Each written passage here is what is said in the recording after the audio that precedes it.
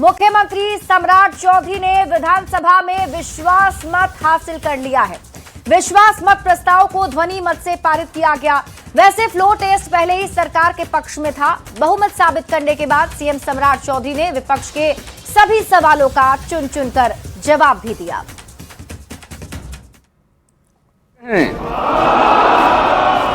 जो इस प्रस्ताव विपक्ष में ना कहें, मैं समझता हूं कि पक्ष में बहुमत है, यह प्रस्ताव स्वीकृत हुआ। सरकार बनने के 10वें दिन सीएम सम्राट चौधरी ने विधानसभा में विश्वास मत हासिल कर लिया।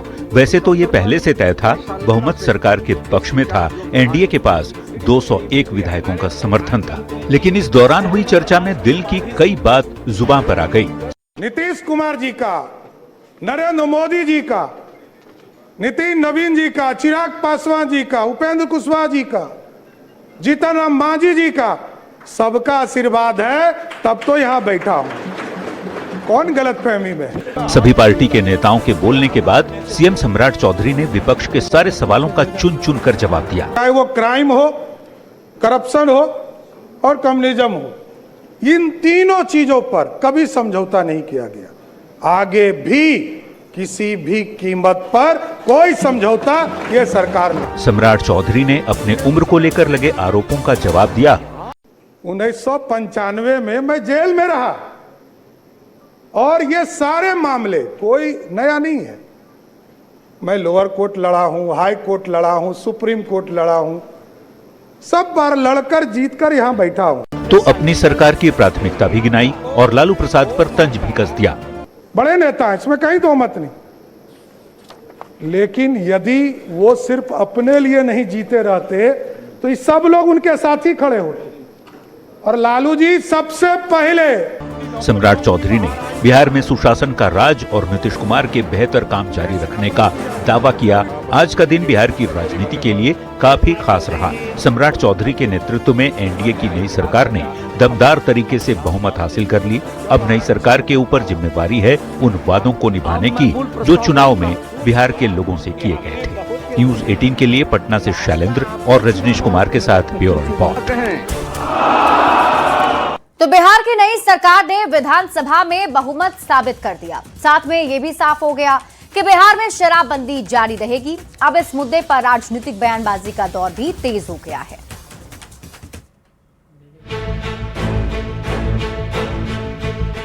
बिहार विधानसभा गेट पर विक्ट्री साइन दिखाते एनडीए नेताओं की ये तस्वीर विधानसभा में बहुमत साबित करने के लिए जाते समय की है। जैसा कि इन चेहरों की चमक बता रही है, वैसा ही विधानसभा के अंदर भी हुआ और बिहार की सम्राट सरकार ने ध्वनिमत से बहुमत हासिल कर दिया। सम्राट चौधरी और उनकी सरकार जबरदस्त बहुमत के साथ पहली परीक्षा में पास हो गई और इसके साथ ही सीएम सम्राट चौधरी ने ये भी साफ कर दिया कि बिहार में नीतीश कुमार सरकार की शराबबंदी वाली नीति आगे भी जारी रहेगी। लगातार ऐतिहासिक शराबबंदी कदम भी आदरणीय तत्कालीन मुख्यमंत्री नीतीश कुमार जी ने लिया। साथ मैं जरूर ये आश्वस्त करना चाहता हूं सदन को भी और पूरे बिहार को, देश के प्रधानमंत्री आदरणीय नरेंद्र मोदी जी चाहते हैं देश विकसित हो और बिहार के नेता, हम लोगों के नेता नीतीश कुमार जी चाहते हैं बिहार समृद्ध हो। इस पर काम। सदन के अंदर डिप्टी सीएम विजय चौधरी ने आगे भी शराबबंदी को जारी रखने के फैसले पर सीएम सम्राट चौधरी का आभार जताया। साथ ही ये भी आरोप लगा दिया कि कुछ लोग जानबूझकर शराबबंदी को बदनाम करने में लगे हैं, जिस पर सियासत तेज हो गई।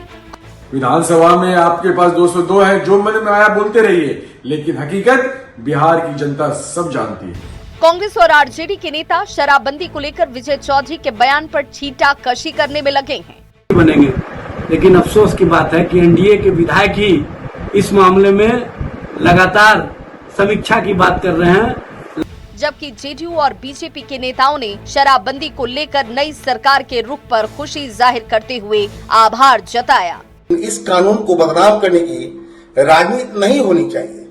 ये पूरा बिहार जानता है कि शराबबंदी नीतीश कुमार के दिल के करीब है और अब नई सरकार के मुखिया सम्राट चौधरी ने भी साफ कर दिया कि आगे भी शराबबंदी जारी रहेगी, वो भी पूरी सख्ती के साथ। न्यूज 18 के लिए पटना से शैलेंद्र, रजनीश और अमित कुमार के साथ ब्यूरो रिपोर्ट। तो बिहार विधानसभा में तेजस्वी यादव और सम्राट चौधरी के बीच तीखी बहस भी हुई। तेजस्वी यादव ने एक बार फिर सम्राट चौधरी पर लालू प्रसाद की पाठशाला वाला वार किया, तो सम्राट चौधरी ने भी सधे अंदाज में तेजस्वी यादव को बपौती वाला जवाब दिया है। लालू जी के पाठशाला के हैं, मुख्यमंत्री बने तो इससे अच्छी बात हम लोगों के लिए क्या हो सकती है। कुछ लोगों को लगता है हमारा पाठशाला, यही बपौती से बाहर निकलिए। बिहार विधानसभा में सम्राट सरकार ने विश्वास मत हासिल कर लिया, लेकिन इस विश्वास मत के दौरान सीएम और नेता प्रतिपक्ष तेजस्वी यादव के बीच तीखी बहस हुई। तेजस्वी यादव ने एक बार फिर सम्राट पर लालू की पाठशाला वाला वार किया। तेजस्वी ने सम्राट को बधाई देते हुए बड़ा तंज कस दिया। फिर बारी सम्राट चौधरी की थी। मुख्यमंत्री ने तेजस्वी को अपने ही अंदाज में जवाब दिया। भाई सम्राट चौधरी जी को दिल से धन्यवाद देना चाहेंगे कि भाई इलेक्टेड सीएम को जो है सिलेक्टेड सीएम ने अपने संकल्प जो लिया था, आपने अपना संकल्प जो है पूरा किया। और हम लोगों तो खुशी की बात है कि भाई ये तो लालू जी के पाठशाला के हैं, मुख्यमंत्री बने तो इससे अच्छी बात हम लोगों के लिए क्या हो सकती है। तो महोदय, भले ही भाजपा का पहला मुख्यमंत्री हो, लेकिन कई आरएसएस के लोग, भाजपा के लोग जो है संतुष्ट नहीं है।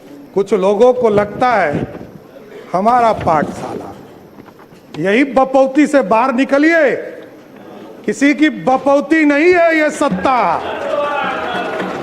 ये जो मुख्यमंत्री का पद है, ये 14 करोड़ बिहारियों का आशीर्वाद है, इसलिए आज मैं बैठा हूं। नीतीश कुमार जी का, नरेंद्र मोदी जी का, नितिन नवीन जी का, चिराग पासवान जी का, उपेंद्र कुशवाहा जी का, जीतन राम मांझी जी का, सबका आशीर्वाद है, तब तो यहां बैठा हूं। कौन गलतफहमी में? कोई किसी का पाठशाला नहीं है, यह लोकतंत्र है। यही भारतीय जनता पार्टी है साथियों, जिस पार्टी ने हमको लीडर ऑफ ऑपोजिशन भी बनाया, भारतीय जनता पार्टी का अध्यक्ष भी बनाया और 2-2 बार डिप्टी सीएम बनाया और आज बिहार का मुख्यमंत्री बनाया है।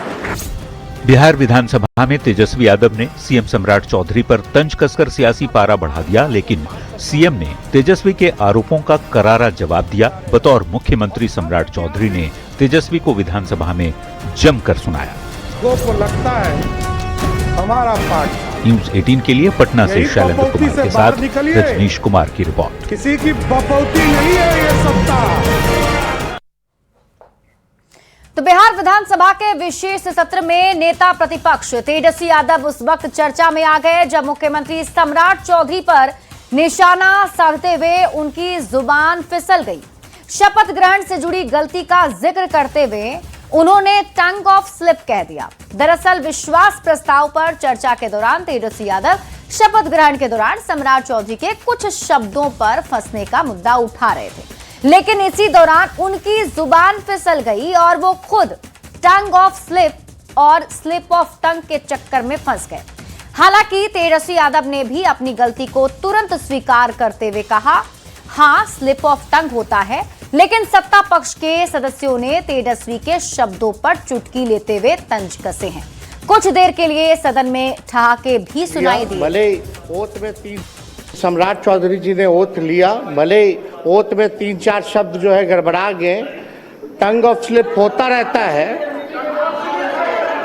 टंग ऑफ स्लिप होता रहता है। हाँ स्लिप ऑफ टंग हो गया, मान लियो। चलिए,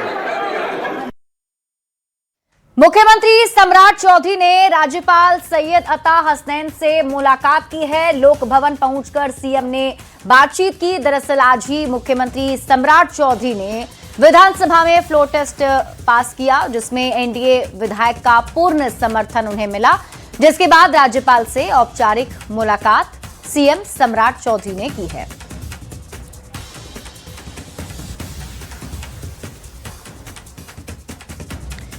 और अब बिहार में पुलिसकर्मियों की अनुशासनहीनता बर्दाश्त नहीं की जाएगी। बिहार के डीजीपी ने पुलिसकर्मियों को सख्त संदेश दिया है, वर्दी की गरिमा बरकरार रखने का संदेश। ये रिपोर्ट देखिए।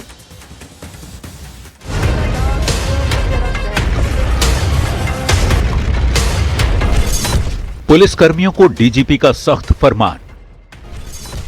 चंदन टीका लगाकर ड्यूटी पर रोक। आभूषण और मेकअप पर भी प्रतिबंध। वर्दी में रील बनाने वालों पर भी डंडा।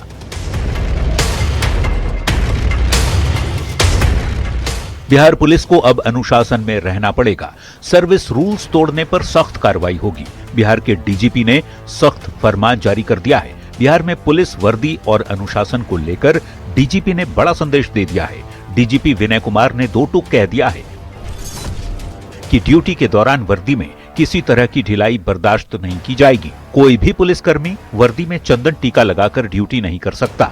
महिला पुलिसकर्मियों पर भी सख्ती कर दी गई है। महिला पुलिसकर्मियों के लिए आभूषण और मेकअप पर प्रतिबंध लग गया है। महिला पुलिसकर्मी सज धज कर और मेकअप में ड्यूटी पर नहीं आ सकती। महिला पुलिसकर्मी ड्यूटी के दौरान झुमके, चूड़ियां, मेकअप जैसे सजावटी सामान का उपयोग भी नहीं कर सकेंगी। पुलिसकर्मियों के लिए वर्दी के साथ टोपी और बेल्ट पहनना अनिवार्य है। बिना टोपी और बेल्ट ड्यूटी करना नियमों का उल्लंघन माना जाएगा। ड्यूटी के दौरान पुलिसकर्मी अंगूठी भी नहीं पहन सकते। टीका चंदन नहीं लगा सकते हैं। आपको वर्दी यदि पहने हुए हैं तो आप 10 उंगली में अंगूठी नहीं पहन सकते हैं। अलंकरण, किसी भी प्रकार का अलंकरण वर्जित है वर्दी के साथ। तो इन सभी चीजों के लिए ये सब लिखा हुआ है। इवन महिलाओं के लिए हम लोगों ने आदेश निकाला, उसमें लिखा था कि आप इस प्रकार का यदि यूनिफॉर्म पहने हुए हैं तो आप पूरा कान, नाक, मुंह में पूरा साज सज्जा, डायमंड, सोना नहीं पहन सकते। बिहार में रीलबाज पुलिसकर्मियों पर भी एक्शन जारी है। पूर्णिया की महिला थानाध्यक्ष शबाना आजमी को पुलिस वर्दी में सोशल मीडिया रील बनाने के मामले में निलंबित कर दिया गया। पुलिस मुख्यालय ने रील बनाने वाले 50 अन्य पुलिसकर्मियों पर कार्रवाई के आदेश दिए हैं। यानी बिहार के डीजीपी का संदेश साफ है, पुलिस सेवा में सादगी और अनुशासन जरूरी है और इसका पालन करना ही होगा। वर्दी की गरिमा बनाए रखना सबसे बड़ा अनुशासन है। न्यूज 18 के लिए पटना से अमित कुमार की रिपोर्ट।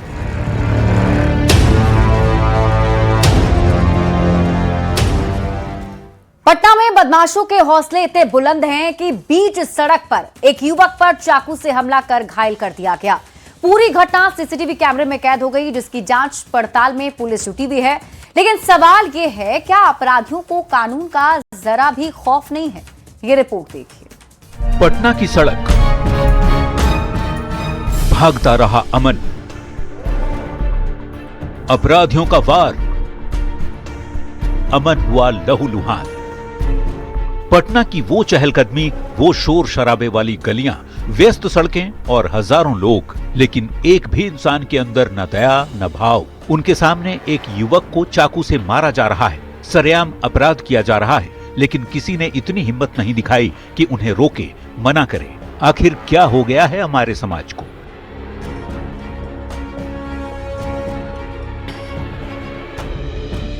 इस तस्वीर को देखिए। ये सड़क पर भागता हुआ अमन है। उम्र महज 22 साल, आंखों में भविष्य के हजार सपने और चेहरे पर मासूमियत, जिसे देखकर कोई भी कह दे कि इस लड़के का किसी से क्या बैर हो सकता है। लेकिन अफसोस, बेरहम अपराधियों ने इन सपनों पर चाकुओं से वार कर दिया।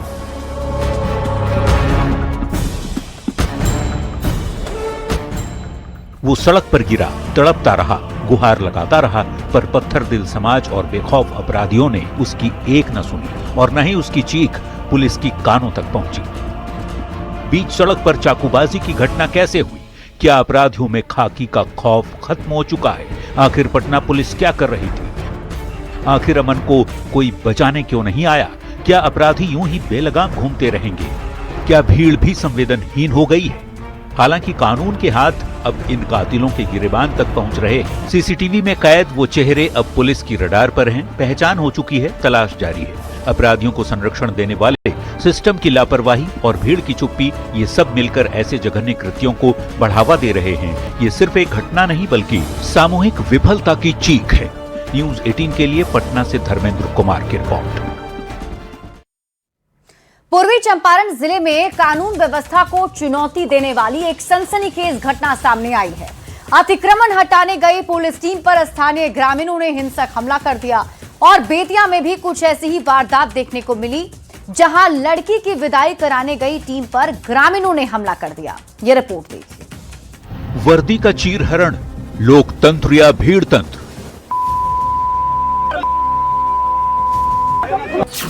पुलिस पर प्रहार, यह कैसा बिहार?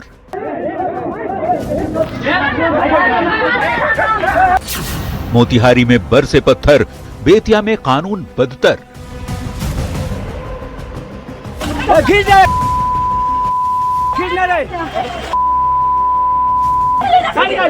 इन तस्वीरों को जरा ध्यान से देखिए, क्योंकि इन तस्वीरों को देखकर डूब मरने के लिए चुल्लू भर पानी भी कम पड़ेगा। दोनों 50,000 रुपया लेके और उसको लेके जा रहा है जबरदस्ती।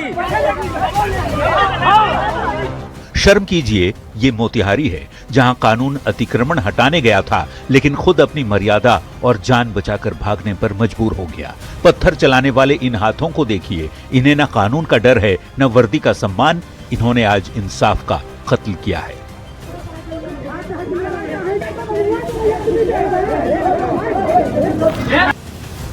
ये थप्पड़ उस पुलिस वाले को नहीं, बल्कि राज्य के इकबाल को पड़ा है।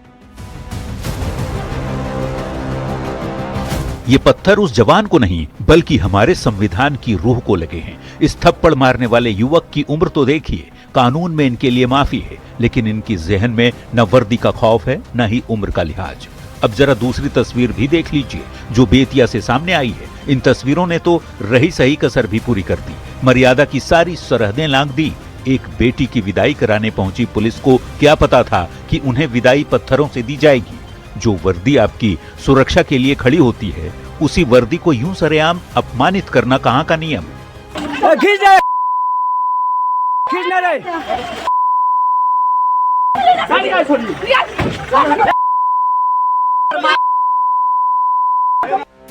पुलिस पर हमला एक गंभीर अपराध माना जाता है।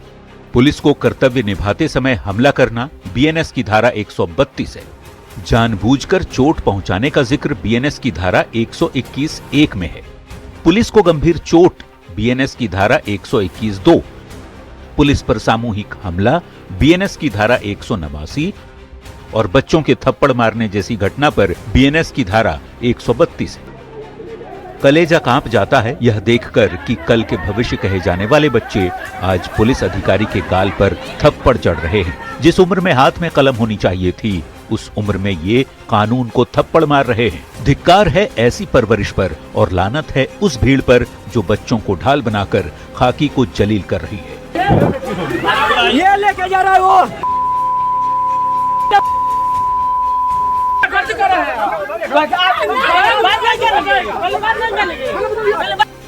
बेतिया और मोतिहारी की सड़कों पर कानून लहूलुहान पड़ा है। हमला करने वालों, तुम जीत नहीं रहे, तुम उस डाल को काट रहे हो जिस पर तुम खुद बैठे हो। क्योंकि जिस दिन पुलिस का खौफ खत्म हो गया, उस दिन बहादुरी नहीं, अराजकता ही नजर आएगी। और अब पुलिस को भी चौकन्ना होना पड़ेगा कि वो पूरी तैयारी से जाएं और इन अपराधियों को उन्हीं की भाषा में जवाब दें। न्यूज़ 18 के लिए मोतिहारी से अवनीश कुमार और बेतिया से मुन्ना राज की रिपोर्ट। और इसी बीच रुक कर लेते हैं बड़ी खबर की ओर। गोपालगंज से इस वक्त की बड़ी खबर सामने आ रही है। अपराधियों की फायरिंग में घायल हो गया है राहगीर। बड़ी खबर आपको बता रहे हैं, अपराधी की फायरिंग में मौत पर बवाल मचा हुआ है। इस फायरिंग में घायल हुआ था डब्लू मिश्र। जो जानकारी मिल पा रही है उसके मुताबिक डब्लू मिश्र इसमें घायल हो गए थे, जिनकी मौत हो गई है। ज्वेलरी दुकान में लूट के दौरान ये गोली चली थी। ताबड़तोड़ गोलियां चलाई गई थी। गुस्साए लोगों ने एक अपराधी को पकड़कर अधमरा किया था। अपराधी की बाइक को ग्रामीणों ने आग लगा दी। ऑन द स्पॉट सजा दिलाने की जिद पर ग्रामीण जो हैं वो अड़े हुए हैं। इलाके में तनाव और मौके पर भारी पुलिस बल तैनात कर दिया गया है। तस्वीरें भी हम आपको दिखा रहे हैं। दरअसल आज गोपालगंज में आक्रोशित लोगों ने जमकर बवाल काटा। ज्वेलरी दुकान में लूट के दौरान गोली चली थी और इसी गोली के शिकार डब्लू मिश्र हो गए थे। डब्लू मिश्र की मौत हो गई है।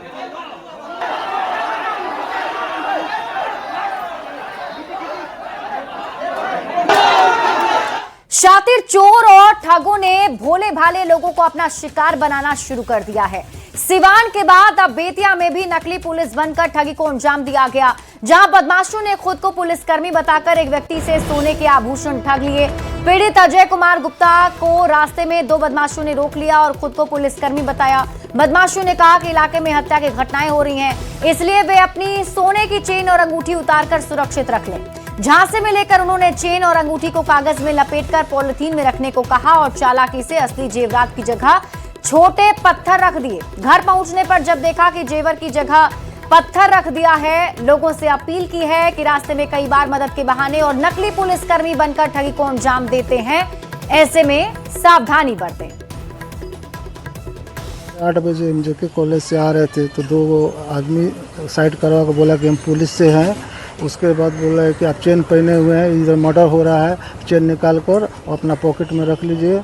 और जब चेन निकाल कर पॉलिथीन में रख रहा था तो थोड़ा सा इधर उधर हो गए थे, तो उसके बाद घर आकर देख रहे हैं कि पॉलिथीन की जगह 2 पत्थर दे दिया है।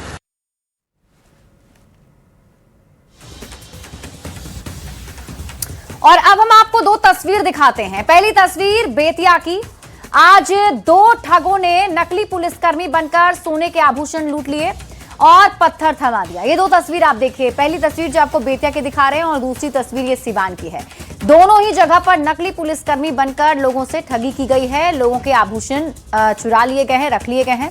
दूसरी तस्वीर जो आपको सिवान की दिखा रहे हैं, यहां भी बुजुर्ग महिला से उसी अंदाज में ठगी की गई और असली सोने की जगह नकली चूड़ियां महिला को दे दी। अब खबर आपको समस्तीपुर से दिखाते हैं, जहां रोसड़ा थाना क्षेत्र स्थित दुर्गा मंदिर में अपराधियों ने चोरी की वारदात को अंजाम दिया है। घटना बीती रात की है, जब ग्रामीण पूजा अर्चना के लिए मंदिर पहुंचे तो मुख्य द्वार का ताला टूटा मिला। मंदिर के पुजारी ने बताया कि चांदी का मुकुट, मांगटी का सेट, झुमके सहित मंदिर में स्थापित अष्टधातु की मूर्तियों को भी चोर उखाड़ ले गए, जिसकी कीमत 10 लाख रुपए बताई जा रही है। वहीं इस घटना के बाद से लोगों में आक्रोश है। घटना की सूचना पर पहुंची पुलिस मामले की जांच में जुट गई है। आज सवेरे सुबह में 5 बजे 5:30 बजे में अन्य दिन के भांति भी आते जाते थे। मालूम हुआ आए, मूर्ति का गेट का ताला टूटा हुआ था, गर्भगृह का शीशा का ताला टूटा हुआ था। उसमें मूर्ति, दुर्गा माँ मूर्ति के मुकुट चांदी का था, सिकरी, पायल, झुमका, उसके बाद चूड़ी सोना का था, त्रिशूल, छोटा छोटा अष्टधातु मूर्ति था। हर साल कम से कम 2 बार मंदिर में चोरी होता है। प्रशासन में भी इसके बारे में सब कुछ लिखित में दिया गया, FIR दर्ज हुआ, लेकिन रिजल्ट कुछ नहीं मिला। ग्रामीणों में आक्रोश है हद से ज़्यादा। तो इसलिए प्रशासन से निवेदन है कि जल्द से जल्द उसको पकड़ने की वो की जाए, कृपा प्रदान की जाए। मोतिहारी से आपको बड़ी खबर बताते हैं। सदर अनुमंडल पदाधिकारी निशांत सिहारा और कार्यपालक दंडाधिकारी ने CSP केंद्र का निरीक्षण किया है। निरीक्षण के दौरान वहां बड़ी अनियमितता पाई गई। CSC केंद्र पर रेट चार्ट प्रदर्शित नहीं था। जांच के दौरान पता चला कि लाभुकों से 500 से लेकर 1000 तक की वसूली की जा रही है। CSC संचालक की बगल के साइबर कैफे से मिली भगत पाई गई। बगल के साइबर कैफे से टोकन मिलने पर काम किया जा रहा था। अनुमंडल पदाधिकारी ने कड़ी नाराजगी व्यक्त करते हुए CSC संचालक से स्पष्टीकरण मांगी है। छपरा में एक बार फिर बुलडोजर अभियान ने जोर पकड़ लिया है। सरकारी जमीन पर अवैध अतिक्रमण के खिलाफ जिला प्रशासन का अभियान शुरू हो गया है, जिसके बाद लोगों में हड़कंप मचा हुआ है। सरकारी जमीन पर कब्जा करने वाले लोगों पर बुलडोजर कहर बनकर टूट रहा है। आज सदर SDO के नेतृत्व में शहर के डाक बंगला रोड और पंकज सिनेमा रोड में अतिक्रमण हटाओ अभियान चलाया गया। इस दौरान जिला प्रशासन ने 20,000 से ज्यादा का जुर्माना भी वसूला है। यह अभियान मुख्यतः हम लोगों का यातायात प्रबंधन को लेके है। जो अस्थायी अतिक्रमण रोडों पे किया गया है, फुटपाथ आपके कवर अप किए गए हैं, चाहे लोगों ने शेड लगा के अतिक्रमण किया हुआ है, तो लोगों की यातायात सुगमता रहे, ट्रैफिक की व्यवस्था दुरुस्त रहे और जो इंक्रोचमेंट की प्रवृत्ति है वो प्रवृत्ति थोड़ी परिवर्तित हो, उस उद्देश्य से हम लोग यहाँ पे ड्राइव चला रहे हैं। खबर आपको जमुई से बताते हैं, जहां एम्बुलेंस संचालन की लापरवाही का मामला सामने आया है। दरअसल एक मरीज को जमुई से पटना रेफर किया गया था। रेफर होने के बाद जब मरीज को एम्बुलेंस से पटना ले जाया जा रहा था, तब एम्बुलेंस का तेल खत्म हो गया, जिसके चलते एम्बुलेंस 2 घंटे तक वहीं खड़ी रही, जिसके चलते मरीज की तबियत बिगड़ गई और उसकी जान चली गई। बताया जा रहा है कि 102 एम्बुलेंस संचालन करने वाले कंपनी ने चालक को जो कार्ड दिया था, उस कार्ड से पेट्रोल पंप पर तेल नहीं मिल सका। मरीज के परिवार वालों ने एम्बुलेंस चालक पर लापरवाही का आरोप लगाया और इस मामले में सिविल सर्जन ने बताया है कि जिस एजेंसी द्वारा एम्बुलेंस चलाई जा रही है, उसके खिलाफ कार्रवाई के लिए लिखा गया है। हमको यहाँ से पापा को रेफर पटना किया गया था।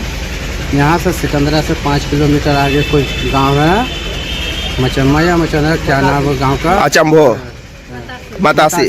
अच्छा, वहाँ पे ले जाया गया था। वहाँ पर 2 बजे करीब पहुँचे हैं और 3:20 या 25 मिनट में पापा डेथ कर गए हैं।